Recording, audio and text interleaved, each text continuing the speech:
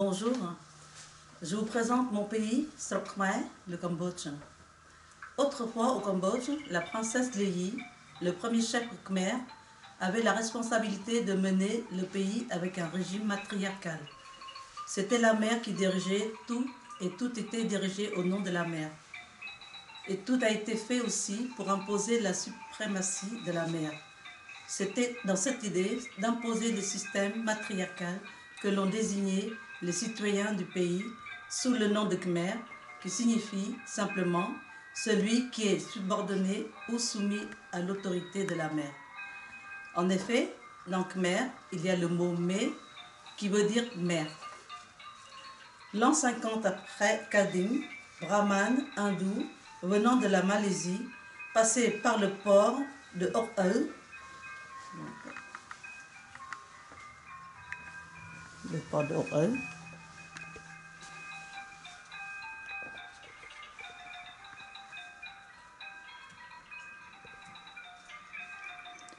ancienne Cochinchine, qui était une sorte de colonie indienne.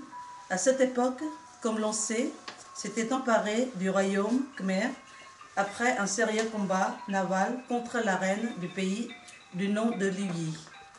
L'explication selon laquelle la reine a voulu piller le bateau de Kading n'a été inventée que pour minimiser l'importance du royaume et de sa souveraine. Devenu roi en épousant la reine Liyi, transforma radicalement le pays khmer en un pays hindou. La langue sanskrite indienne devient langue officielle khmer. La religion officielle est l'hindouisme. Plus tard, Mahayana, ensuite Theravada, avec sa langue, le pali. La personnalité propre du Khmer existait bien avant l'arrivée des hindous. La culture propre, les Khmer, avec sa langue et son écriture, ses pensées et ses croyances, ses coutumes et ses traditions. Le Cambodge était appelé pays du roi de la montagne. Les Chinois le nommèrent Funan. Le bouddhiste s'est installé au Cambodge 302 ans avant l'ère chrétienne. Le pays Khmer faisait partie du Suvarnabhumi, littéralement pays du Nord et Eldorado.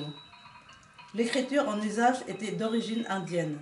Le peuple pratiquait le brahmanisme et le bouddhisme. Durant la période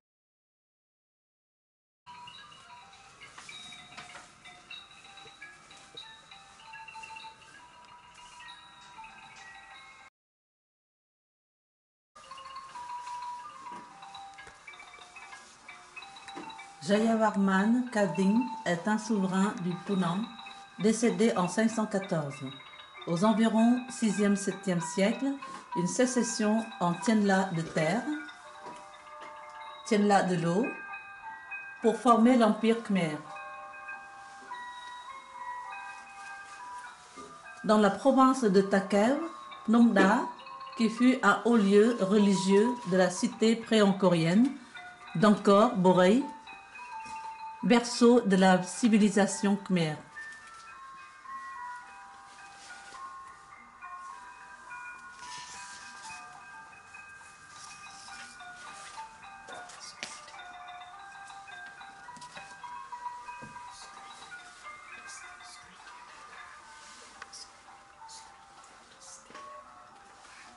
Sculpture de l'art style Phnom Da.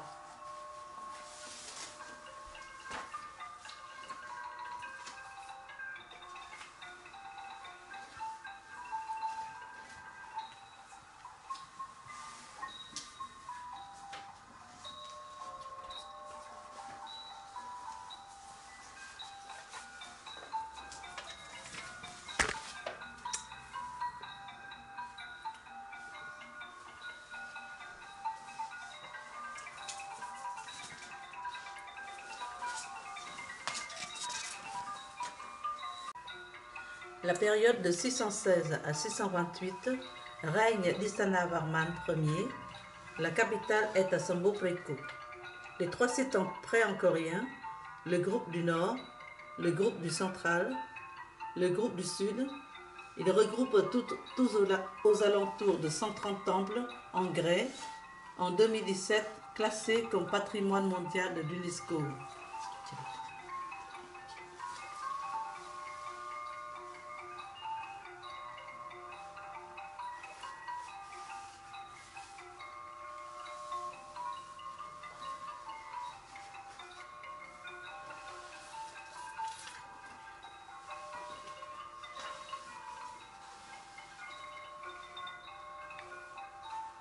L'autel, l'intérieur du temple.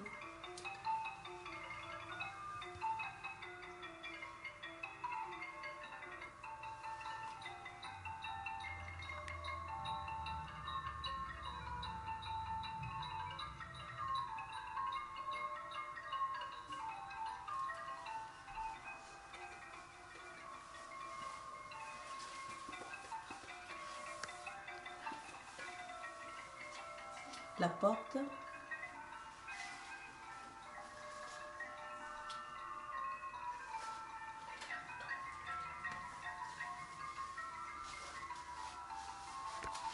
les linteaux,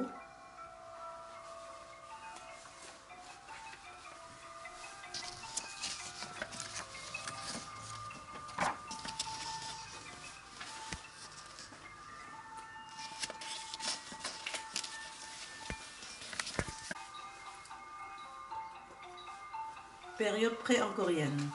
Durant la période de 802-850, le roi Jayavarman II a fondé le royaume Khmer et s'est réclamé souveraine universelle.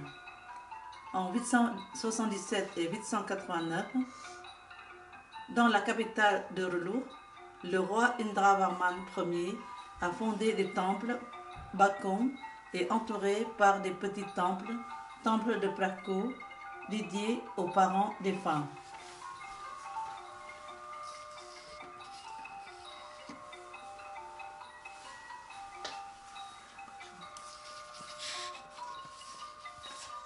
L'Empire Khmer était une des puissances dominantes de la péninsule indo-chinoise du 9e au 13e siècle. Cambodja est mentionné dans les inscriptions sanskrites à partir de l'ère angkorienne, descendant de l'ancêtre mythique Kambu. En 889-910, le roi Yasovarman Ier a fondé une nouvelle capitale à Angkor et la construction d'une immense retenue d'eau, le Barail oriental, ainsi que le Phnom Bok et Phnom Krom.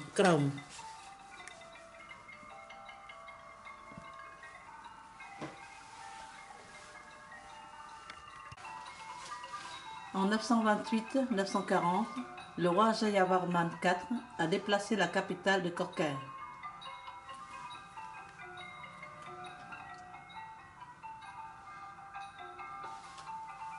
Les sculptures de style Korkai.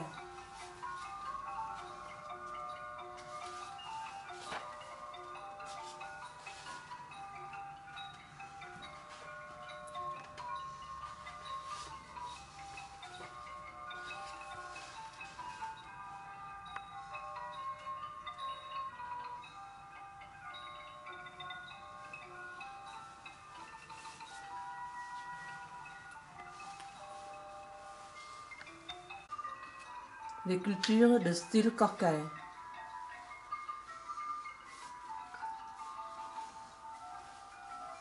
En 944-967, le roi Rajendravarman Ier a rétabli la capitale à Angkor.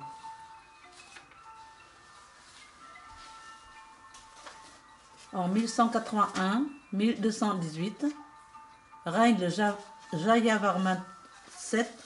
C'était au XIIe siècle, au temple de grand Jayavarman VII. Le royaume se couvrit de temples magnifiques, de palais, d'hôpitaux et d'un réseau d'irrigation qui en fait l'une des civilisations les plus avancées de ce temps. Les Cambodgiens sont très heureux. L'eau, c'est leur élément. L'eau, c'est la vie. Elle leur donne le riz. Elle apporte le poisson.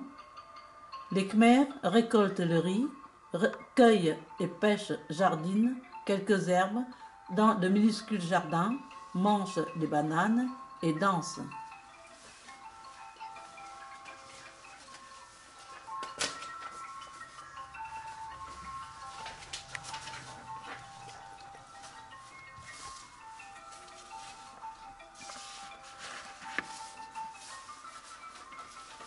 La population vit sereinement autour d'un corps.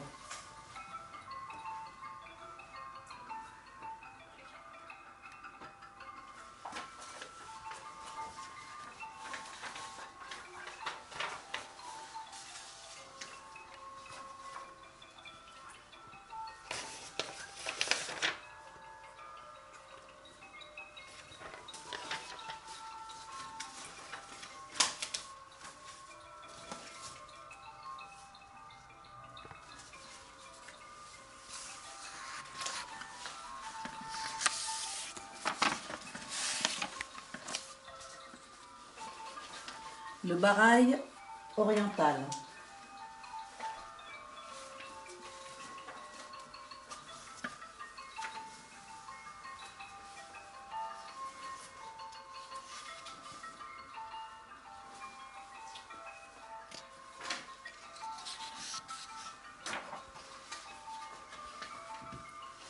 Le temple Mebon en 953.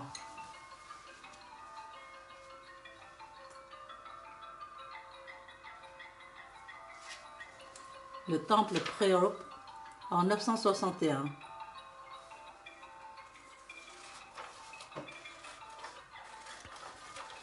Le temple Bantestrei en 967.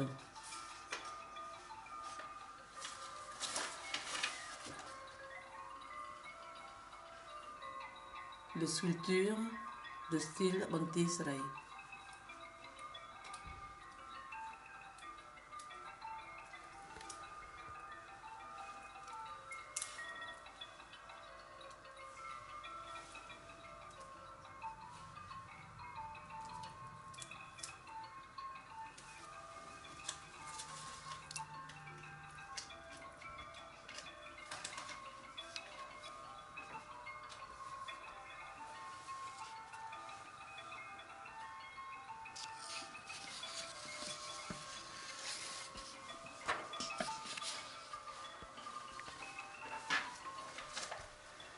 Baphoum entre 1050 et 1066.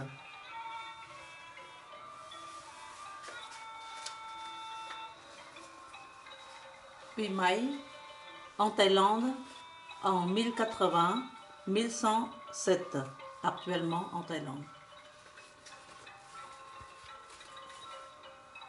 Bayonne.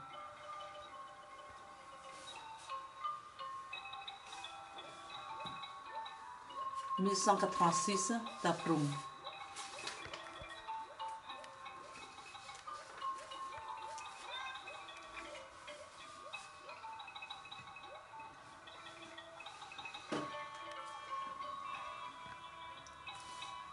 Prakan en 1191. En 1352, prise encore par les Siamois qui la pilleront à 2 reprises avant de l'abandonner en 1431. Après l'agression des souverains thaïs, la capitale à Angkor est abandonnée. Période post-angkorienne, en 1528, le roi Angkhan Ier est installé la capitale à Longbek.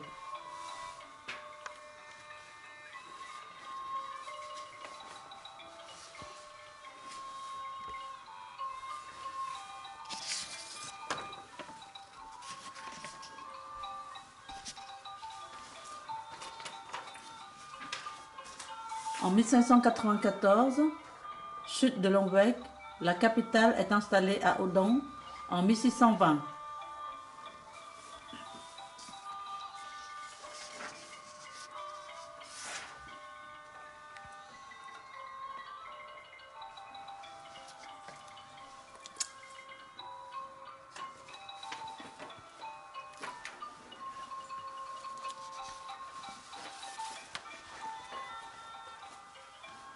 En 1623, le roi Tiekheta cherche la garnison siamoise de Lombec et demande l'aide à son beau-père, le roi de Hue.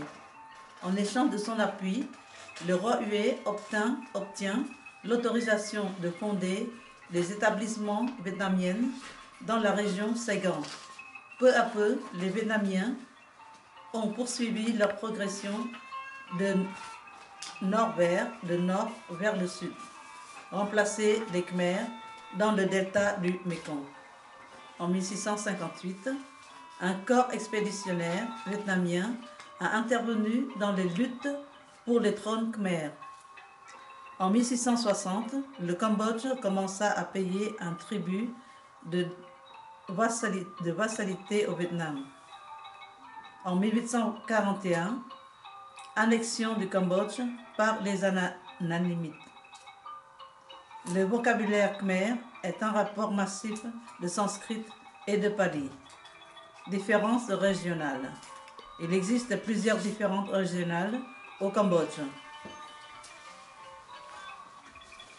Le numéro 1, Khmer Kandal. Le numéro 2, Khmer Tonle Sap. Le numéro 3, Khmer Le. Le numéro 4, Khmer Kram. Le numéro 5, Khmer Cardamone. Le numéro 6, Khmer Suren.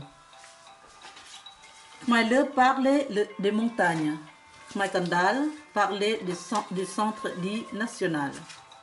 Khmer Tonle Sap parlait autour du Tonle Sap. D'autres dialectes existent en dehors du Cambodge. Khmer Suren, province thaïlandaise de Suren, Sisaket et Buriram. Khmer Cardamone, province thaïlandaise de Chambori et Trat. Khmer Krom, province vietnamienne de Delta, du Mekong et sud-est. Khmer Tonle Sap, province thaïlandaise de Prachanburi et Sakeo. En 1863, le roi Norodom accepte le protectorat français.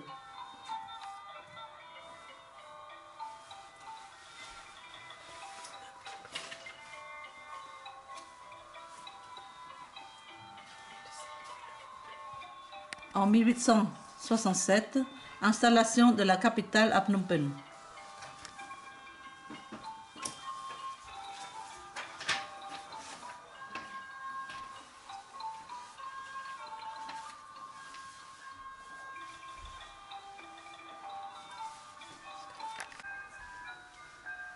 Le temple a été découvert par Mouhout en 1850.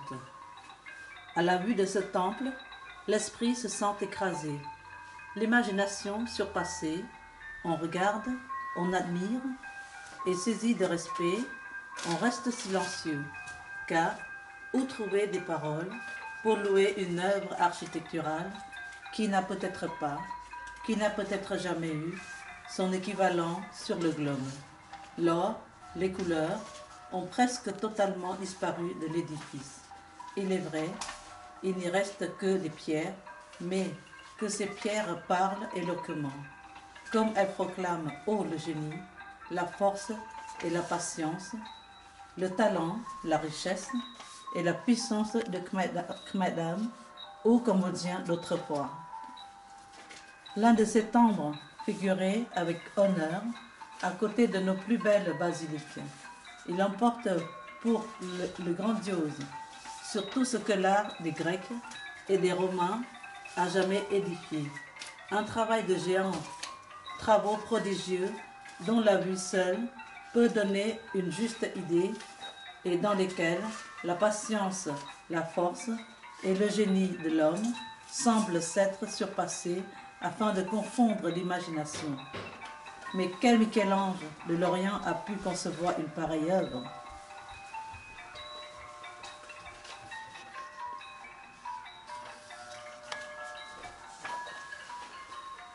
Le 9 novembre 1953, Norodom Sihanouk obtint les Français l'indépendance du Cambodge.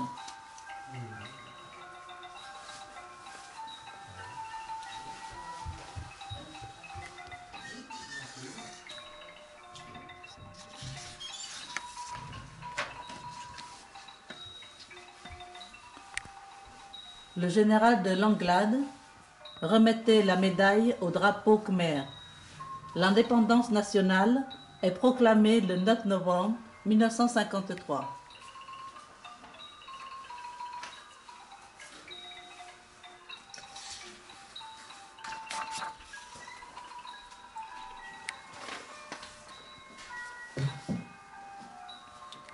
La fête des eaux, la course aux pirogues.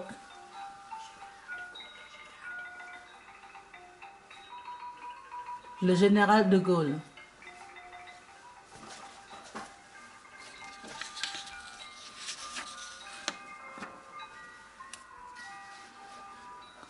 La neutralité du Cambodge, 1953-1970.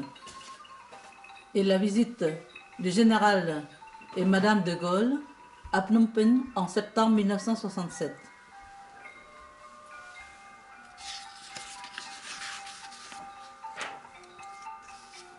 Le Cambodge.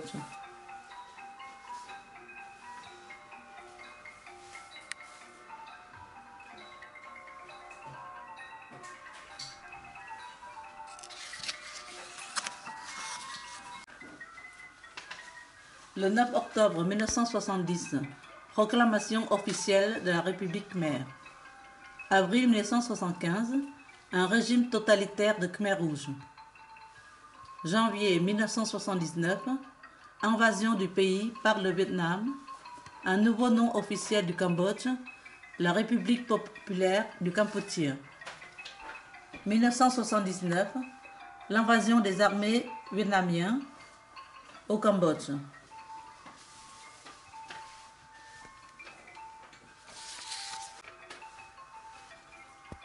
La population fuyait la guerre 1979-1990. Presque la totalité des Cambodgiens ont fui le programme de K5 organisé par le gouvernement pro-vietnamien.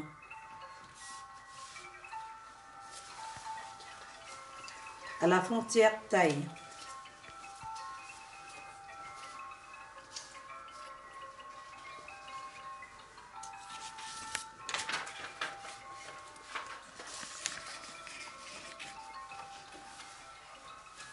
La négociation de paix à Paris en 1991. Le 23 octobre 1991, les puissances mondiales dans la négociation.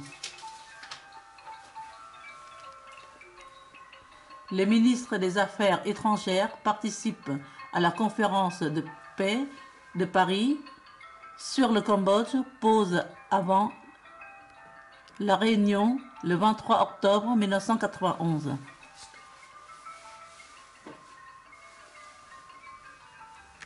Premières élections démocratiques et tous les 5 ans.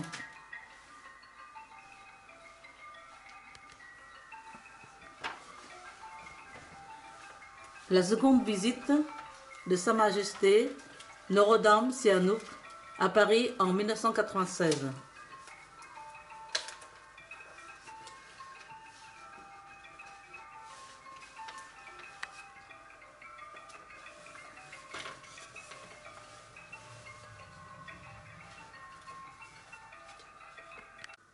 Au terme de mon exposé, nous, les Cambodgiens, tenons à exprimer avec respect, par reconnaissance et gratitude aux travaux de l'École française d'Extrême-Orient et nos hommages respectueux aux mémoires de tous les savants orientalistes qui ont sacrifié leur vie à l'art khmer.